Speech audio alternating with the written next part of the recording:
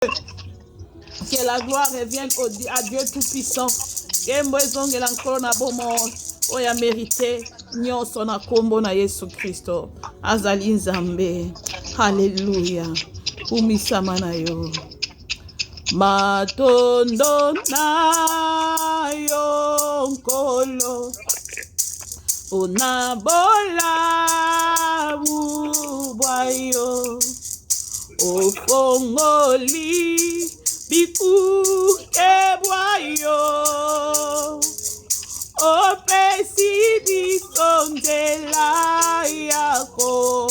Kotana emana yo. Ya kosimba motema na yo. Obisoto byanga makite. Topona makipete. Moluna yo esali kati na biso. Ebuke pelo ya boka bwani. Epesi biso ebonga. Pembeni yake mbonayo. Nani azalo olayo. Nani akosukaloko. O miseto bwami likolo. Toko tato la mone. O nani azalo olayo. Nani akosungalo. O misodanga miseto mami nikolo. Toko tato la monene na yo. Kombo na yo nzambe. Seko na seko yo kumama. Onzambo ya tombolaka. Pe mokili gangi na kokamwa. Afongoli zela ya seko. Na matambe na yetozwi. Esengwa katia motema. Lisungi oyo esila kate. Totomboli maboko. Tosemboli misoli kolo. Na ye oyo aleki nanguya. Tobwaki motole yankembo. Liboso na yo nzambe ya. Seko na seko yoku. O nani asalo olayo. Nani akosungalo. O miso eto kwami likolo. Toko tato la monene na yo. Kombo na yo nzambe. Seko na seko yo kumama. O Yahweh. Naye kongumba melayo. Yahweh. Naye kongumba melayo. Liboso na yo na pusani. Naye kongumba melayo. Maboko na ngai na tomboli yango. Naye kongumba melayo. Yemba Yahweh. Yahweh. Oh. Naye kongumba melayo. Yo nzambe nanga Yahweh. Naye kongumba melayo. Liboso na yo na pusani. Naye kongumba melayo. maboko na ngai na tomboli, oh, na ye kongumba mela yo. Yo papa na ngai na ye kongumba mela yo. Ah, moyo kilo sambo yaya, to ye kongumba mela yo. Papa mabota nyonso yaya to ye kongumba mela yo. Ah, yolonga satana yaya, to ye kongumba mela yo yaya. Olonga kindoki yaya, na ye kongumba mela yo. Oh, olonga malade yaya, na ye kongumba mela yo. Oh, yo moto vandi na nkembo na yo, na ye kongumba mela yo. Oh, Zambe ya ba disciple yaya, na ye kongumba mela yo. Liboso na yo na kusani, na ye kongumba mela yo. Maboko na ngai na tomboli yaya, na ye kongumba mela yo. Yemba yawe, yawe, na ye kongumba mela yo. Zaba koko malue, yawe, na ye kongumba mela yo. Iboso na yo na pusani, na ye kongumba mela yo. Maboko dangana tomboli yaya, na ye kongumba mela yo. Oh, Nzambe ya Afrika yaya, na ye kongumba mela yo. Nzambe ya Europe papa, na ye kongumba mela yo. Oh, Nzambe Amerike yaya, na ye kongumba mela yo. Oh, Nzambe ya Asia yaya, na ye kongumba mela yo. Oh, Nzambe ya Oceania yaya, na ye kongumba mela yo. Iboso na yo tokusani yaya, na ye kongumba mela yo. Maboko na biso totomoli yango, to ye kongumba mela. Oh, to yembi yawe, yawe, na ye kongumba mela yo. Gumba mela Nzambe na yo, yawe. Oh, na ye kongumba mela yo. Iboso na yo tapusani, na ye kongumba mela yo. Maboko na ngai na tomboli, oh, na ye kongumba mela yo. Umela, umela seko na seko, yawe umela, umela seko na seko. Tobota kutute o, tobona kutute yaye, umela seko na seko. Yawe pesa mbongo te o, opesa lokote yaye, umela seko na seko yaya. Oleki bango yaya, oleki satana na muya oleki mokili oyo yaya, oleki na nyoso, oleki bango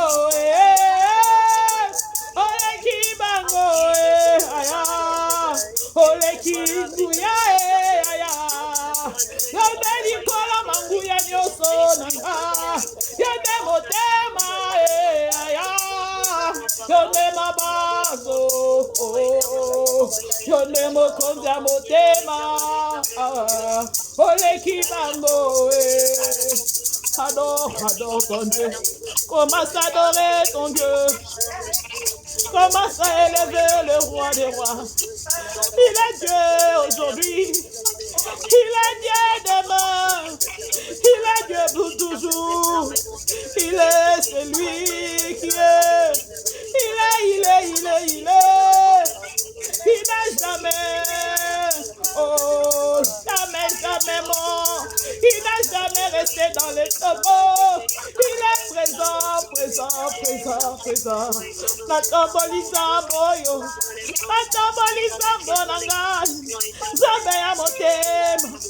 Oya kelanga na bolingo nyonso. Oya pesanga kimia na motema. Na ekotombola. Kiti ya bokonzi na ye. Akupela yo na ngai. Akendela biso Golgotha. Asopanga kilanga ye pona biso tobika. Oh Nzambe. Oh kotikala Nzambe. Oh tika motema na ngai. Endima yo papa. Oh oza mosatu mosatu mosatu. Mosatu koleka mosatu. Qui est comme toi, Yaya, qui peut se comparer à toi, Jésus, qui peut se mesurer à ton grandeur, à ta majesté, Yaya, qui est le même, qui est le même. Mon bien n'échoue jamais, mon rocher n'échoue jamais. Yende l'homme ya bitumba nangaye, oh amani nangwende, oh eleki nangwende nyoso. Ikani no konya senta tola yo, ikani no kweta tola yo. Okuka me sekwe, oh mi no kweta tola yo. Oh, take arana masege. Ikalanda maske, Ikalanda makolondo, Ikalanda ma, Ikalanda masego. Il est Dieu, il est Dieu, il est Dieu, il est Dieu. Il est ici présent, présent, présent, présent. Mon Dieu est capable. Il est capable de tout. Il est capable de tout. Mon Dieu est capable de tout. Oh, voilà pourquoi je t'adore. Parce que tu es capable. Un Dieu responsable. Un Dieu capable. Un Dieu capable. Capable de me sauver. Capable de me sélectionner. Capable de me guérir de toute maladie. Capable de me donner tout ce que je veux. Oui, il est capable. Il est capable. Il est capable. Il est capable. Jésus est capable. Jésus, mon Dieu est capable. Le Dieu de mes parents, il est capable. Le Dieu de mon mari, Samson est capable. Le Dieu de mes enfants est capable. Celui qui m'a sauvé est capable. Il est capable de me nourrir. Il est capable de me pardonner. Il est capable. Il est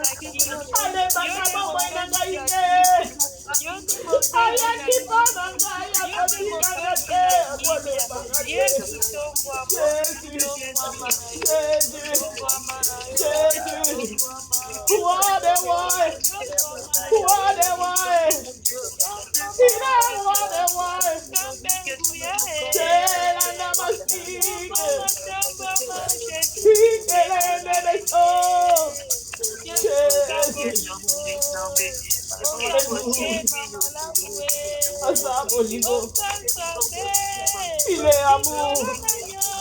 Il est amour. C'est Dieu est amour. Jésus est amour. Il est amour. Son amour n'a pas d'estin. Son amour n'a pas d'estin. Son amour n'a pas d'estin. Mes parents peuvent m'aimer aujourd'hui. Mais demain peuvent se fatiguer de moi. Oui, peuvent se décourager de moi. Mais c'est Dieu, il renouvelle toujours son amour. Toujours sa bonté. Oh, il n'y a pas le quoi, mon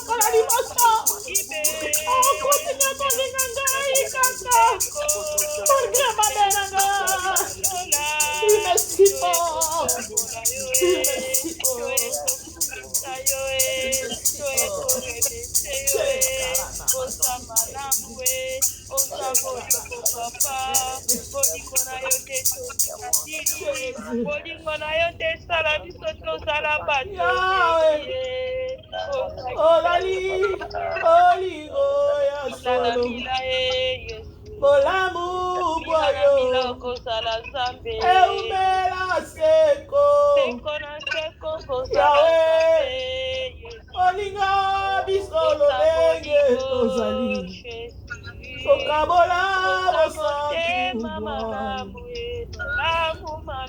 Yahweh Ozali Olingo ya solo Bolamu boyo Eumela seko Yahweh Onima bisolo lenge tozali Okabola bosantu Iboso ya kitayo Toye konimwaka papa Bekati na keno nayo Toye kongumba melayo Nanya kotere mankolo Bipayo tere yawe Yango to kitiri goto Nangu ya peke mbayo Yahweh Ozali Oligo ya solo Olamu bayo Eumela seko Yahweh Onima Bisolo lenge Tozali Okabola bosantu Alléluia. Bien-aimé, humilie-toi devant son trône. Humilie-toi devant son trône de gloire et de puissance. Il est saint, il est saint, il est saint. Il ne supporte pas les péchés. Là où est Dieu, c'est la sainteté. Il a dit, oh, celui qui cache les transgressions ne prospère pas. Mais celui qui les avoue les délais obtient miséricorde. Bien-aimés, venez déposons. Amenons nos péchés. Oh, à sa croix, il est mort pour toi. Il a dit, venez à moi. Vous tous qui êtes chargés, vous êtes chargés de péché. Amenez-lui ses péchés. Et enfin qu'il nous pardonne. Enfin qu'il nous pardonne et qu'il nous justifie. Implorons sur le sang de l'agneau. Implorons ce sang. Bien-aimé, Lobanzamba Limbisa. Lobanzamba Limbisa. Zamba Sukolona Makila. Commence à invoquer. Commence à prier. Au nom de Jésus.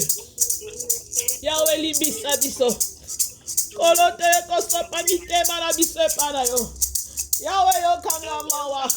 Limbisa mabenanga. Limbisa ngai. Na maloba na makanisi na bakomportema. Limbisa ngai. Naza muto benketi. Natondisami na désobéissance. Natondisami na maloba mabe. Nakangelaka batokanda. Nayeba kosenga pardon te. Yahweh limbisa. Limbisa nga na jalousie. Limbisa nga na haine. Limbisa nga na mensonge. Limbisa nga na insoumission envers mon mari, papa. Pardonne-moi. Pardonne les disciples. Pardonne ma famille, ma belle famille. Limbisa mobali nanga. Limbisa bana nanga. Kolo limbisa. Église corps du Christ. Papa limbisa. Olobisi mon peuple, si tu invoques mon nom, si Billy prie, cherche ma face. Si c'est détourné ses mauvaises voies, je lui exaucerai du ciel. Je pardonnerai son péché, je guérirai son pays. Papa, pardonnez-nous. Banana otoye lisanga tosangani denkome nako. Olakobela ngolu na yo. Na bomoi na biso. Pekobela makila no esokola biso. Seigneur, purifie-nous. Sanctifie-nous. Purifie nos cœurs. Oh, sanctifie nos vies. Oh, au sein d'Israël. Oh, nous te le prions. Dans ta sainte présence, Seigneur, nous voici brisés, condamnés. Qui ont des contrôles et des grâces, répands sur nous ta sainteté. Purifie nos cœurs. Oh, sanctifie nos vies. Oh, au sein d'Israël, nous te le prions. Seigneur, merci de nous avoir pardonné. Merci de nous avoir pardonné. Merci d'avoir pardonné mon péché. Merci d'avoir pardonné à ton église, à ses disciples. Merci d'avoir limbi sa banana yo ba disciple. Merci d'avoir limbi sa biso. Merci qu'on limbi sa biso. Aya. Ozalinzambe kitoko limbi sa biso. Oui, batamoti bakolimbi sa biso na bambebo. Mena mitema balobite. Elle qui passe mingi dans limbi sa te. Mena monto kolobi na limbi si yo. Mais mitema nesanduku. Ici kama kama vanda kayaya. Monta mokila ko rappele o mabe osala ye. Atele qui m'a dit ça ko rappele yo. Mais zonga na ngai. Adi ko rappele ngai te. Parce que ça ne makila. Makila ne. Ezali ko effacer. Ezali kama makila. Ezali ko effacer. Ah, Zamba ningaga moto ba mikiti saka. Yango na pesio merci pour la colimbi sanga. Merci Jésus. Merci Jésus. Merci pour la makila Jésus. Merci. Bien-aimés, prions, invoquons le Saint-Esprit. Invoque le Saint-Esprit. Loba molimo santu manifeste-toi. Che kalanda masi elendeme. Oui, la Bible dit dans les derniers jours, je répandrai même mon esprit si tout est cher. Oui, vos fils et vos filles prophétiseront. Oui, les temps, bien-aimés, ne sois pas dans la distraction. Dans un sous-nangon en distraction, le temps est trop petit. Le temps devient trop petit. Voici ton communautaire Wasuka, bien-aimé. Ronga et Sili. Bela moli mama santa peso makasi. Atambusa ya na lolenge na ye. Amema ya na lolenge lingyo tambusama. Ye moko tambusa ame esprit me kona yo. Mokile toni na makambo ebele. Sans les sacrifices nous ne pouvons rien faire. Sans lui on ne peut rien faire. Sans lui on ne peut rien faire. On ne peut rien faire sans lui. On ne peut rien faire sans Jésus. On ne peut rien faire sans le Saint-Esprit. Père éternel, Saint-Esprit, aidez-moi. Remplis-moi dans la crainte de Dieu. Remplis-moi dans la crainte de Dieu. Maintenant sans envers. Maintenant nous sommes en obéissance à la parole de Dieu. Donne-moi ce cœur de sainteté. Cette envie de prière. Cette envie de prière. Oui, Seigneur. Ton disangana bolingo Saint-Esprit. Donne-moi l'amour, Saint-Esprit. Elisa moto nona katinanga. Na mema makati na yo. Molimo mo santu. Ongolanga mayela molimo. Ongolanga sagesse. Donne-moi l'intelligence et la sagesse. Nous avons besoin de toi. Parlez-nous encore ce soir. Cet après-midi, nous voulons écouter ta voix. Au nom de Jésus. Merci Saint-Esprit. Merci Saint-Esprit. Merci Saint-Esprit. Merci Saint-Esprit.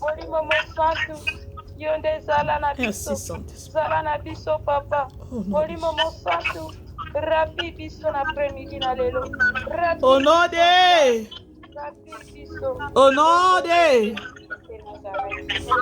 Jésus-Christ de Nazareth. Est-ce que tu peux acclamer le Seigneur ton Dieu? On est dans sa présence. Dans sa présence, tout change. Dans sa présence, il renouvelle encore sa bonté. Dans sa présence, il nous comble de son amour. Oui. Prenons encore les livres de Matthieu. Nous allons continuer dans Matthieu Nabiso. Il y a les 10 femmes vierges. Nous allons livrer à Matthieu 25. Si quelqu'un a trouvé Matthieu 25, dans la première verset, qui est la 13e verset, celui qui a trouvé peut lire. Celui qui a trouvé en français, oya moni na kotanga na français. On n'est pas que na kanga maloba nyonso nga moko. Les lecteurs de la Bible en français. Matthieu combien? Matthieu 25 du premier verset jusqu'à 13e verset. Au 13e verset. Amen, je lis la parole de Dieu. Amen, papa. Que Dieu te bénisse. Alors le royaume des cieux sera semblable à 10 vierges qui, ayant pris leur lampe, allèrent à la rencontre de l'époux. Verset 2. 5 d'entre elles étaient folles et 5 sages.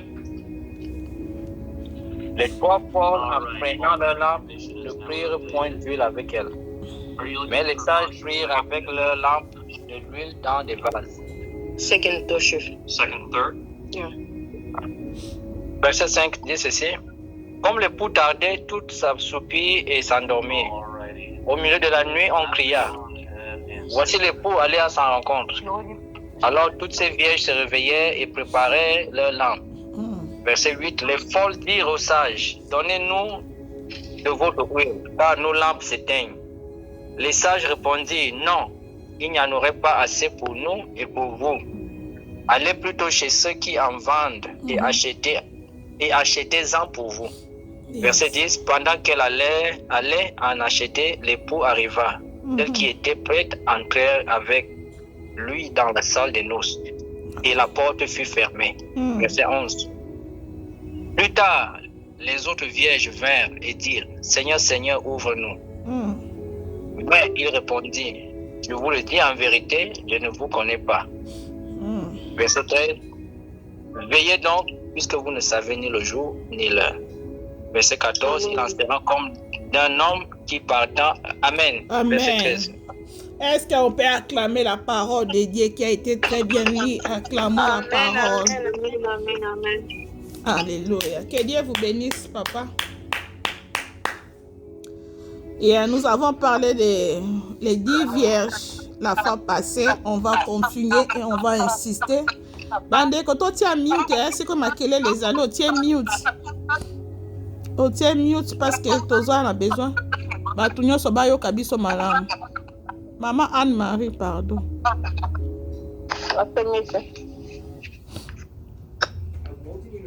Alors, nous avons parlé de cela la fois passée. Nous avons parlé des 10 vierges.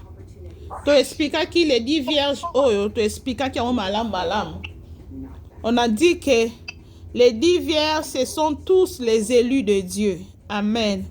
Lorsque nous parlons des vierges, nous voyons des personnes à qui Nzambe, Yesu a koufé la qui. Yesu a ben arabiso ba vierge. Tozalaka ba vierge. Parce que nous attendons tous l'époux qui viendra. Akoya pona koya kozwa biso. Alors, nous qui sommes sauvés, nous les élus, nous sommes tous les vierges. Moto oyo aza eli Nzambe, azali vierge. Alors, nous avons dit que lampe ezali nini? Lampe ezali bonzambe. La lampe ezali bonzambe. Mutu endimeli Yesu Kristo. On sous-entend que azali mo Kristo. Yango balobaka mo Kristo azali mwinda. Ezali nango eza malamu kozala mwinda. Mais ezali malamu mwinda wana nde epela. Eleki malamu kopelisa yango. Okoki kozala na mwinda, mais soki mwinda wana eza ya kopela te, eza nango eloko te. Amen. Mwina wana ezali bomoi na yo, c'est ta vie chrétienne na yo. La lampe c'est la vie chrétienne. C'est la vie chrétienne. Alors, tu peux dire que moi j'ai reçu Jésus, oui. Yango wanande. Sikoyo, lolenge na yako bika. Yango nde to bengi mafuta. Mafuta, l'huile que nous appelons le kola ba mususu po mafuta mwinde pe la pétrole. Mususu to bengi en l'huile ndenge Bible l'huile, nous parlons de l'huile. L'huile c'est le Saint-Esprit. L'huile c'est le Saint-Esprit. Ezali molimo mo santo. Présence à molimo mo santo. Présence à sainteté. Amen. L'huile ezali molimo mo santo. Oyo azalaka na kati na biso. Oyo azwa esika na ya kovanda na kati na banzoto na biso. Alors tolobi malamu ke basi oyo 5 bazalaki sage ndenge Bible bengi bango, il y avait 5 sages, il y avait 5 folles. Et alors les 5 sages, ce sont les personnes oyo ba Christo oyo bandimi kolanda Yesu Christo. Ils acceptent de suivre Jésus dans toute leur dans leur corps, dans leur âme, dans leur esprit. Ils ont accepté de vivre, de marcher avec Christ. Bakangi mis na bango na mokili. Baboyi makambo mokili oye distraire bango. Ce sont ces 5 sages. Ezali ba Christo o bazali kotambola conformément à la parole de Dieu. Bazali kotosa maloba na Nzambe à la loupe. Ils écoutent la voix du Saint-Esprit. Ils cherchent à savoir qu'est-ce que le Saint-Esprit veut de moi. Qu'est-ce que Dieu veut de moi? Qu'est-ce que je vais faire pour ce Dieu? Qu'est-ce que je vais faire pour garder ma vie chrétienne intacte?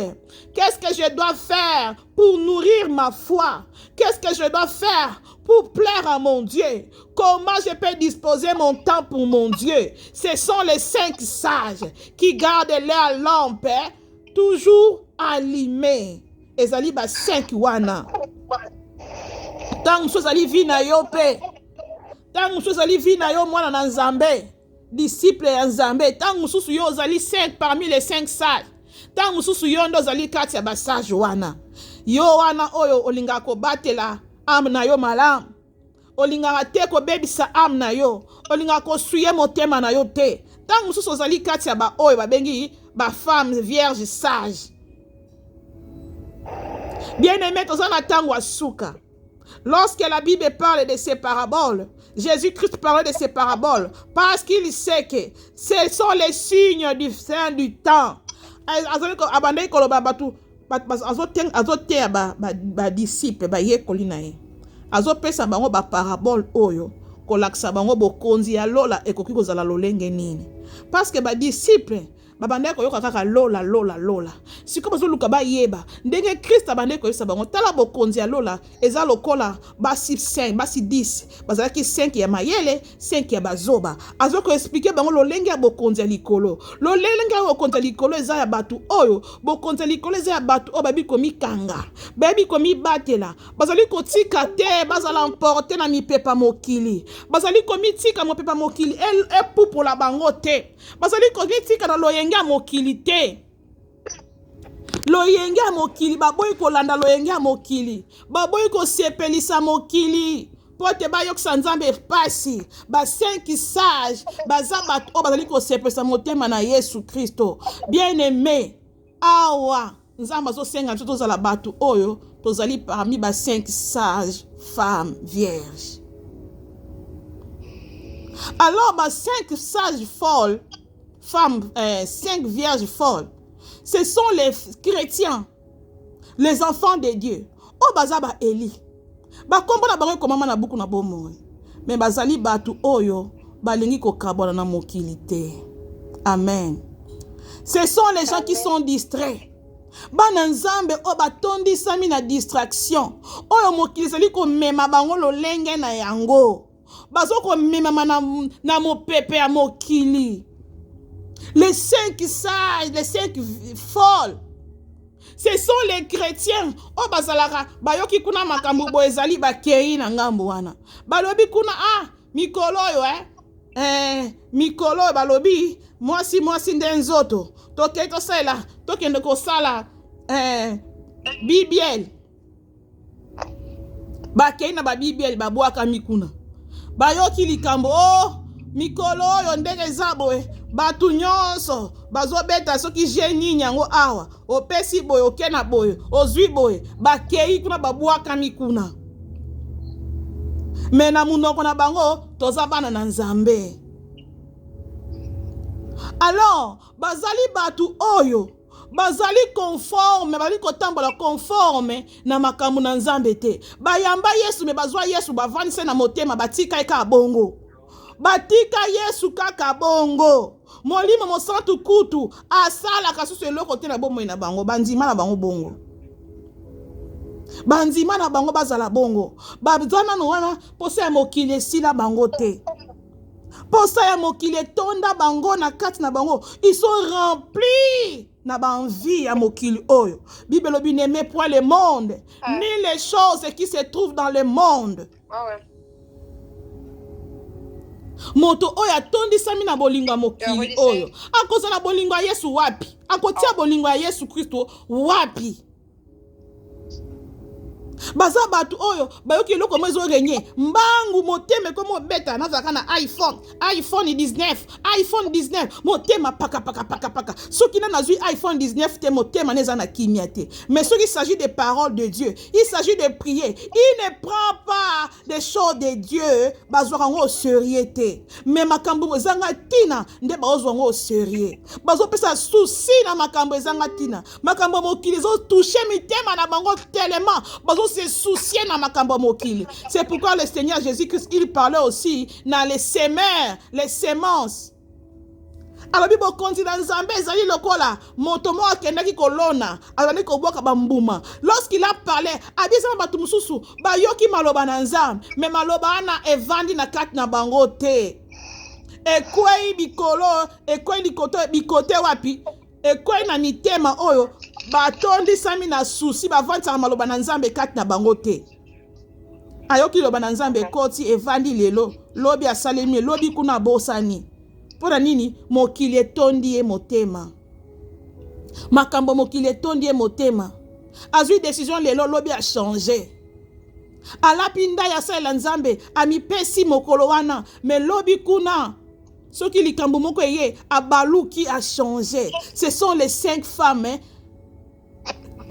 folles oyo lobi bakozala basutuki balobi bakosutuka yango Bible lobi na biso mokolongo wana bayoki sango balobi maître alingi kozonga mokonzi alingi koya batali boye baminde na bango ezangaki mafuta bake koluka ba 5 vierges bo defsa biso mafuta na biso to tsape na bamwinda na biso bango balobi no biso tosi tobongisaki mpo na biso elakisi nini tangu trompete ekobeta trompete tango ekobeta batu wana bazalaki na bango ba Eli mais bakokomprendre te bayoki mongongo ya trompete te mais ils étaient les élus parce que babengi bango ba vierge bazalaki ba Eli mais trompete ebeti basutuki ngongo ebeti enlèvement salami bandeko na biso bakei biso totikali je m'excuse enlèvement salami mokolo wana son de la trompette zo sonné ba o bazalaki prêt ba o bazalaki ready ba koyoka son de la trompette ba koyoka nzembo alo ezali koyemba ba Kristo ya solo o ba bongusaki mitema na bango ba o bazalaki focus na bonzambe ba o babandaki kolata malamu ba bongusaki nzoto na bango bapakolaki bachoko te mpona kotelisa poso ya nzoto balongolaki baposo na bango te oyo Nzambe akela bango na yango bagardaki poso na bango normal bayoki son de la trompette babatelaki motema na bango. Irene mute téléphone mama sozo solo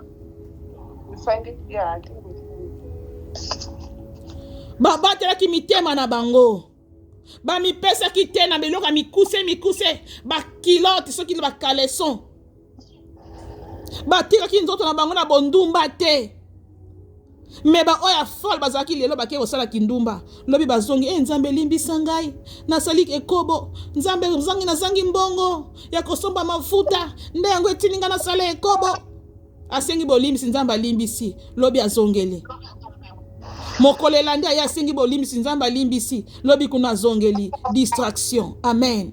Distraction. Amen. Bien aimé, lelo otozo na occasion to senga nzambe bolimbisa walimbisa biso. Mais mokolo wana yeso koya. Bolimbisa ozali sute. Amen. O mokolo trompette ko sonner bolimbisa ozali sute. Nzamba olimbisa sute. Les 5 sages bakoyoka son de la trompette parce qu'ils étaient ready. Tangu yango yo bandeko tozala ready. Tangu yango ndeko Joséphine alotaka ndoto. Alota ndoto na teya yango mateza na YouTube. Tangu yango tozala ready. Parce que Bible lobi, même les Élis seront séduits. Ba Eli bakozala séduit bakotikala. Tangu yango tozala ready. Satan azali ko ambuye biso ba Eli. Azali ko pesa biso ba posa. Posa ya mbongo ezo sila te. Mbongo kotikala posa ya mbongo kosila batute na mokilo. Mbongo pe tolembaka yango te. Mbongo pe epesaka nango merci te. Okoluka mbongo lelo, lobi pe okoluka susu mbongo. Ata ozwi lelo 100 millions. Lobi okoluka lisusu koma na 1 milliard. Amen. Mbongo ekosila te, mbongo ekoluka maka kaka. Soki opesi vino kaka mbongo okotia nzambe wapi? Yango Bible lobi, chaque chose a son temps. Eza na tango koluka mbongo, eza na tango koluka nzambe. Eza na tango koluka mbongo, tango pe toluka mbongo, toluka mbongo na bonzambe. Toluka mbongo te na bosata na kimokili. Po eza bat baluka mbongo na kimokili na bango. Tellement zangi mosala ateki nzoto, lobi na luka mbongo, ateki nzoto. Bien aimé, quand la trompette sera sonnée, yango nde ba 5 sages ba yokaki. Ba yoki mobali aye, ba keyi na mobali. Mobali aye azui ba bazaki ready, ba kena bango. Mais ce qui était resté, ba o batikalaki. Bien aimé, c'était des vierges. Bazalaki ba vierge, Bible bengi ba vierge. Bible bengi bango ba sage, ba folle, mais ba vierge. Et bazaki pe ba Eli lokola yo nangai. Mais mukolo wana enlève me kuti bango ba mususu. Ekuti bango ba mususu sima na ba hotel na mibali ya bato. Ba mususu enlève me zokuta bango na kata ba salon kuna bazotie teinture rouge kuna. Kuna son de la trompette robeta ye kuna na salon de coiffure. Ah bakangi suka maniata ba bikoto ba tie teinture rouge bikoto liboso bleu kuna trompette zo beta ba oba yoki ba kei ye kuna aba zo pota ba teinture na mutu mususu sage mwana na nzambe Eli mususu azana kuna ekuti ye kuna na kata ba zo beta ye nanu banani oyo ba tatouage mususu ekuti ye soki na bar mususu trompette ebeti yekuti na pongi alala pongi ayebika ndenge kosambela te pona nini butu ba overtime eleki misala ya babutu asalaka 5 job aza kuna apesa nzambe kaka 1 minute to be 10 minutes soka asambele bele 10 minutes pona nzambe wana uti musala afuka minzambe merci po batelinga na uti musala ozongisinga na ndako kombo ne kumisama na kombo na Yesu amen alali alamuki papa mbangu na bafu asokoli mbangu azibila mba lati musala mibala kei apake asisi papa ake o misato azongo na ndako boye azata na tango ba merci pa nzambe te azata na tango sambela te pona nini nzoto kase Bible lobi na biso soyons prudents comme les serpents. Yes. Nde ba 5 folles wana bakotikala ba o wana nesika ba luka na nzambe nesika ba sepesa motema na nzambe bien aimé ko luka mbongo za lisumu te ko sala pe propre za lisumu te mais Bible lobi na biso nini liboso na nzambe aleka liboso nyonso d'abord nzambe aleka nazwi me nzambe nalingi na ngai mobali na ngai nalingi na ngai bana na ngai nalingi na ngai ndaku na ngai me nzambe nda aleki na nyonso nalingi musala na ngai me nzambe na nalingi koleka soki nzambe abi na nga siko yaka na kei salela nga boye nasaleli ngai yango nde babengi bolingo ya nzambe soki alobi na ngai yaka na 12 heures luka ngai malgré fatigue obandaki kolamba papa oteli 12 heures nasalelaka nzambe pa oye koluka nzambe. C'est ça aimer Dieu. Amen. Malgré ma occupation na yo mais tu respectes Dieu. Malgré nyonso ya yo mais ozo respecter bata na yo yango na mwana nzambe kosambelaka vaika te soki ozala ndako kosambelaka vaika te sambelaka nzambe tia skedo na yo sala skedo parce que nzambe akana sima ba skedo na biso sima ba programme na biso. Amen. Ata tozosambela anytime tosambelaka prier sans cesse mais soko tie programme na yo nzambe alinga batiaka programme batrasaka programme kandi totrasaka programme ya journée to trasaka pe programme ya nzambe ayebi ke ero 12 heures ba disciple il faut bazana na prière azozela azwandi azozela biso na prière soki 12 heures ekoki to e prière alobi akomi na livre des souvenirs obéissant disciple obéissant livre des souvenirs sanini ekomami mokolo wana ko banzamba ko kanisa livre des souvenirs bitaba zaki obéissant tala ba obatosa ki na ba air de prière tala ba ndeko tosa maloba na ngai. Amen.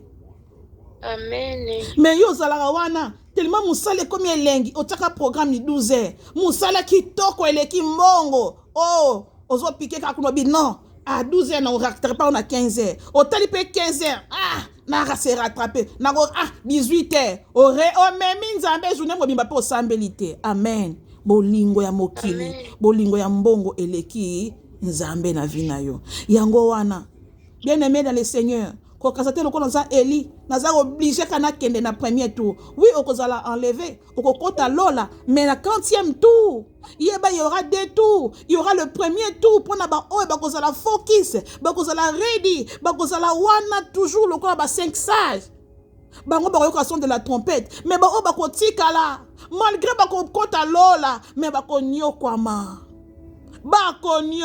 bien aimé dans le Seigneur kondi mate owela nanu mokili oyo ozela makamususu sima bien aimé okonyo comme okokate tribulation et kozala pasi tano paste ozana ngo lelo pasi akozanga musala ozana ngo lelo mais mukolo wana musala ekozala mais yo kosala te parce que ozana marque de la bête. Imagine toi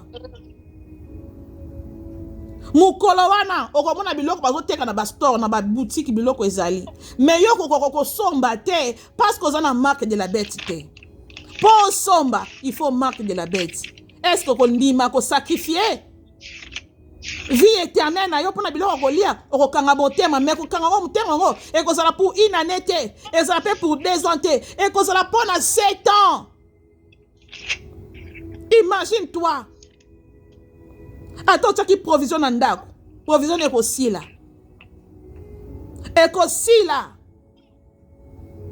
okoluka liwa mukolo liwa ekoya te okoluka mama Sandra tamsu mama Sandra kozali sulte bien aimé ngongango yango oyo la Bible déclare to bongisa alobi tozongela ye revenez à moi de tout votre cœur tozongela na mitema na biso mobimba kota la présence ya Nzambe bien aimé tala motema na yo tala mala motema na yo zonga na kati na yo loba na Nzambe kolo na yo kili loba na yo mais soki natali vi na ngai na tia yo muto liboso na vi na ngai te na vi na ngai na tia nde mbongo na tia nde sexe liboso na tia nde business na tia nde yo moko oyebi nini otia liboso na tia nde foyer liboso na tia nde nyonso liboso mais yo na tia yo na sima loba na Nzambe lelo limbisa ngai loba Nzambe yokanga mawa na boy na zanga koyoka son de la trompette na boy na zanga koyoka son de la trompette Nzambe toluka lelo mabala eza mabete toluka mabala toluka bana eza mabete mais nous devons savoir un jour Christ reviendra akozonga akoya lokola moyibi to ebingonga te loba na Nzambe mokili etondi ngai na nzoto natondisami na mokili loba nzambe libisa ngai ezi oh Yoshua ezi oh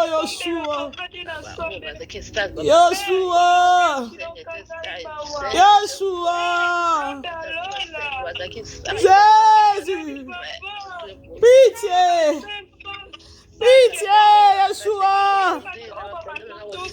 pitié Jésus pitié Jésus Yeshua yokama wala bana na yo yokama na badisciple papa yokama na mobali na ngai yokama na bana na ngai papa bandeko na ngai bazana na moki na distraction yokamawa nous t'implorons miséricorde miséricorde miséricorde de nous Seigneur miséricorde tes enfants Yoshua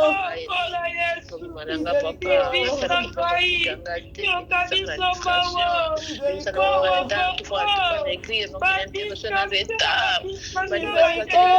l'église papa miséricorde au nom de au nom de au nom de bien-aimé, nous pouvons tout manquer. Tokoki kozanga lola et tokoki kozanga mokili pardon. Tokoki kozanga libala. Tokoki kozanga no mabota. Tokoki no kozanga voyage à poto. Mais lola so kozangi yango ozangi nyonso mokili. Kozanga lola te ko ata désir amukena te ozanga lola mokolo moko te. Bien-aimé, je vous assure, ba rotikala ba onyokwama. Ba onyokwama. Konyokwama muketo le konyokwama na ba Congo na ba Afrique wana za konyokwama te. Bien-aimé, tu vas prier à Dieu. Loba nzambe tala motema nanga. Na posa osaila. J'ai vraiment envie d'être connecté, concentré. Yango na papa salisa ngai. Pesa ngai ekoki na ngai. Dis Seigneur, donne-moi ce qui peut donner ma joie, qui peut me mettre en joie. Pesa ngai ekoki na ngai. Loba nzambe sala. Kozanga libala onde salanga boye. Salanga ngol na bala. Loba kozanga bala nde salanga boye. Salanga ngol na bota. Loba c'est parce que je n'ai pas de travail. Yango na komi muto ba souci. Salanga na zo musala pona za la focus na mosana yo. Loba nzambe sunga ngai. Kozanga mbonga libala ekomi komemanga na ekobo loba nzambe pesa nga mwasi oyo yanga pesa nga mobali oyo yangai mpona za na kimia loba na nzambe pesa nga okoki na ngai mpo te nasalela o malamu loba nzambe bikisanga na situation ya maladi oyo mpo te nasalela o malamu pesa nga chance ya suka pesa nga ta chance ya mibale loba na nzambe pesa nga ta oyo nazoluka papa enfin de pouvoir bien te servir parce que je vais te servir. Fais-moi grâce Seigneur, fais mon mari grâce Seigneur, nzambe sala l'église na yo grâce Seigneur. Bibelobi na biso tokoluka liboso bokonzi likolo nyonso ekopesame na biso ensuite yango nkolo toza na posa tosalela yo. Nous avons besoin ya kovanda vraiment na makolo na yo. Mais Seigneur tala tozala ba situation ya ndenge na ndenge yango te esala biso tokabwa na yo. Mais kasi salisa biso délivre-nous Kangola biso. Ozana ba souci ebele, Seigneur.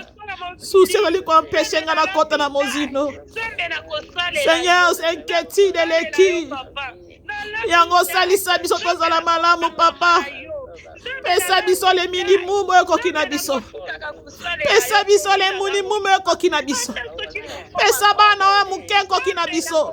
Enfin que Seigneur tomi pesa na biso. Seigneur tomi pesa na biso. Pesa biso ekoki na biso. Sunga, Seigneur. Enfin de pouvoir te servir, Seigneur. Pour te servir. Kozang sabano musala te, Papa. Kozang sabano musala te, Kolo. Kozang sabano libala te. Oh, mokonzi Seigneur. Aide-nous. Aide-nous. Aide-nous. Au nom de Jésus-Christ de Nazareth. Tu vas prier. Il y a certaines personnes, ils ne résistent pas aux tentations. Ils résistent à la tentation. Quand il y a une tentation, il y a un rambala,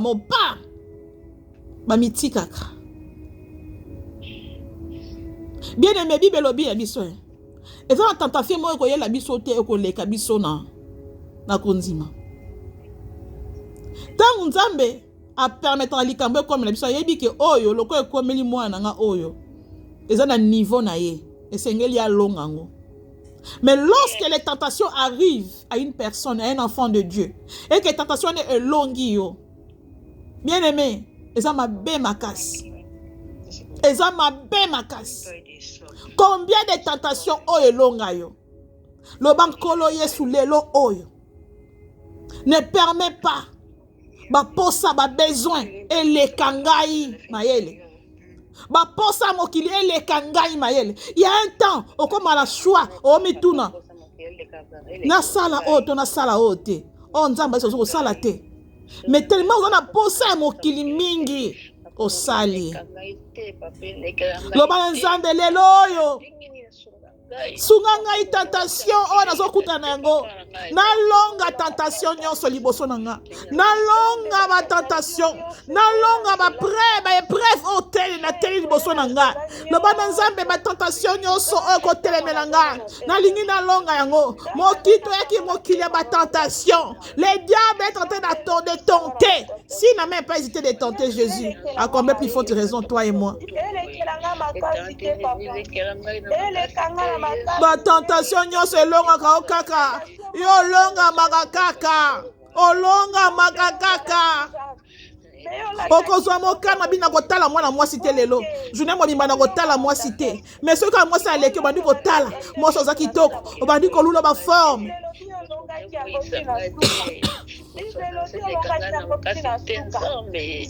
loba nzambe nalonga ba tentation nazali kolo ya tentation ya satana lolenge kaka lolonga ki tentation ya satan nga pe na ngina longa ba tentation bibelo bina biso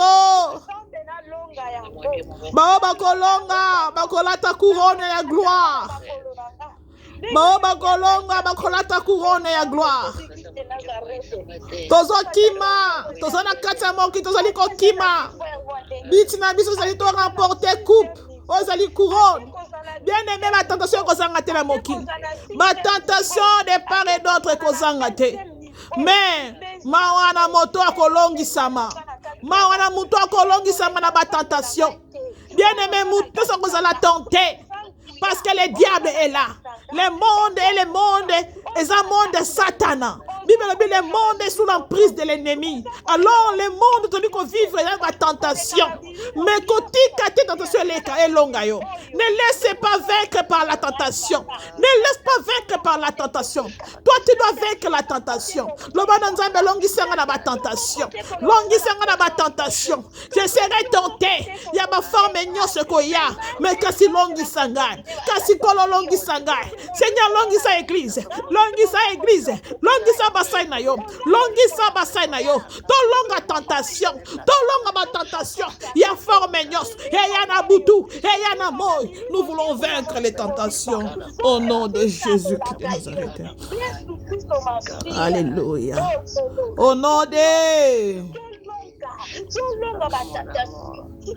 Merci Jésus-Christ de Nazareth.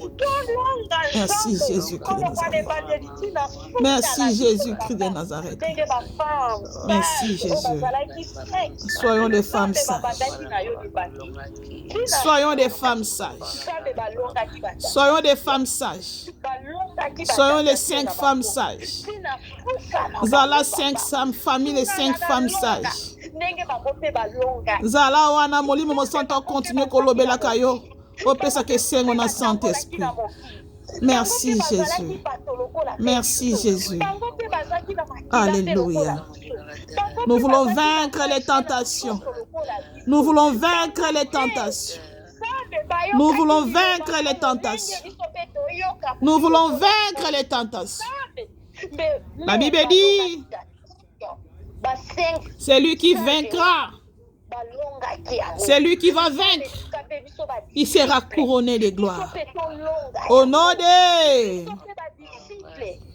Au nom de... Au nom de Jésus-Christ de Nazareth. Que le Seigneur nous bénisse. Que le Seigneur nous bénisse. Que le Seigneur nous bénisse. Bible bina biso ba obako longa. Ceux qui vont vaincre, ils seront couronnés de gloire. Amen. Ceux qui vont vaincre, le chemin est tellement mauvais. Le chemin est tellement long avec beaucoup d'histoires en route. Il y a beaucoup de choses dans le chemin dont nous pensons. Là, nous montons. Tu as monté dans la vie chrétienne au matin aussi. Tu commences à quitter. Tu te demandes, mais pourquoi j'ai fait l'effort de prier, mais je n'arrive plus à se concentrer. Je n'arrive plus à prier. Ce sont les tentations du diable. Amen. Ce sont les tentations. Alors ne sois pas vaincu par ces tentations. Ne lâche pas. Simba kolo, koti kanzambe te simba ye. Ça va arriver un moment, les envies commencent à monter. Ou comme pour ça qu'on a la taboy, pour ça qu'on a ça la boy, envie de faire quoi que ce soit, envie de s'habiller comme ça, envie d'avoir beaucoup, envie de faire comme ça. Ce sont les risques du diable, ce sont les tentations. Des fois, tu n'arrives plus à prier, tu ne cherches même plus à rentrer à la maison, envie de travailler seulement. Mais bien aimé dans le Seigneur, ce sont les tentations du diable. Parce que le diable commence à... Il nous fait goûter la sauce. Tu vois la sauce. Lorsqu'on goûte la sauce, lorsqu'on sent, c'est bon. Tu vas encore goûter un peu. Oh, c'est bon, c'est bon. Et c'est comme ça que le diable nous tente. Il te tente une fois. Tu ouvres la porte. La deuxième fois et à la troisième fois, tu vas ouvrir grandement ta porte. Et tu seras là. Tu vas chercher comment quitter cette tentation. Ça sera très difficile pour toi. Et bandaramouké. Et zokola. Tentation zokola. Tire comme un grand. Et comme un nene. Mais tant c'est le moment ici de t'accrocher et de rester ferme à ton Dieu. Car le royaume des cieux,